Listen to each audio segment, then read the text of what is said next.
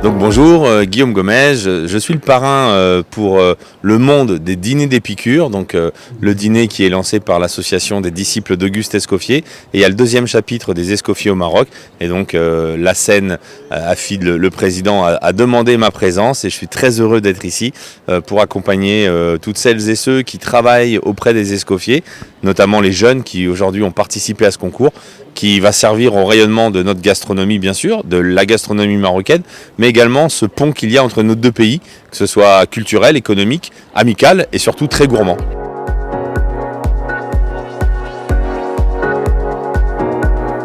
Écoutez, la gastronomie marocaine, vous savez, en France, elle est connue, reconnue, appréciée.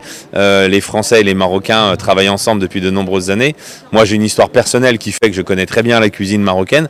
Et donc, bien évidemment, je me régale. Et je viens d'arriver, je suis arrivé ce matin au Maroc, mais déjà, on a été très bien reçus, très bien accueillis. Et tout de suite, avec de la nourriture, avec des bons mets. Ce midi, j'ai pu déguster un très bon tagine d'agneau notamment. Et j'ai hâte de voir ces 3 jours, toutes les gourmandises que l'on va me faire découvrir ou redécouvrir.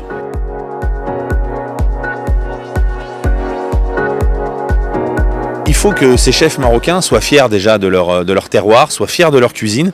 Il ne faut pas qu'ils se cherchent trop longtemps. Ils ont une belle gastronomie marocaine. Il faut qu'ils la maîtrisent, qu'ils soient fiers de ça et qu'ils l'exportent.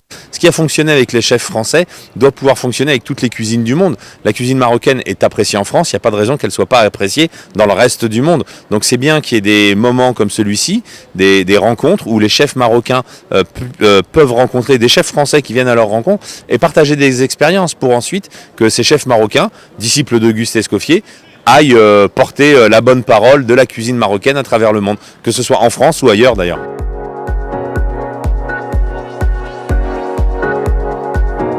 La cuisine de l'Élysée, au fil du temps, elle a suivi les modes, c'est pas le mot, mais en tout cas, elle a évolué, même si c'est dans un lieu qui est historique, qui est figé dans le temps. Le lieu en lui-même est un palais historique.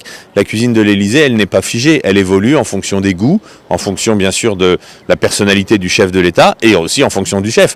Moi, j'ai été aux cuisines de l'Élysée pendant près de 25 ans. J'étais le 4e chef depuis le général de Gaulle. Fabrice Desvignes qui vient d'arriver, qui prend ma succession. Et lui, le 5e chef, il fera évoluer aussi la cuisine de l'Élysée avec sa touche personnelle. Donc la cuisine de l'Élysée, elle est comme la cuisine française, à l'image de la cuisine française. Elle n'est pas figée. Elle est en constante réflexion, elle est toujours en évolution.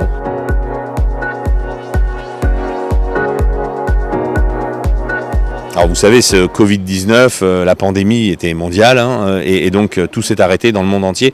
Et c'est vrai que des événements comme celui-ci, déjà, c'est la joie de se retrouver, la joie de partager des moments ensemble, ça c'est important.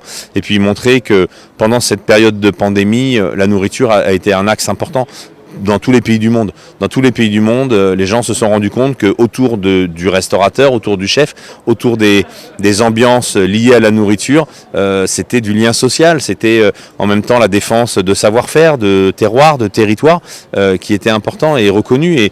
Et donc, je pense, parce que je suis quelqu'un d'optimiste, qu'après cette période compliquée que l'on vient de passer, les gens ont envie de retourner en restaurant, ont envie de repasser des moments comme celui-ci, ont envie de partager des plats, peu importe que ce soit en France ou au Maroc, mais on a envie de partager des choses avec les autres parce qu'on est fait pour vivre avec l'autre.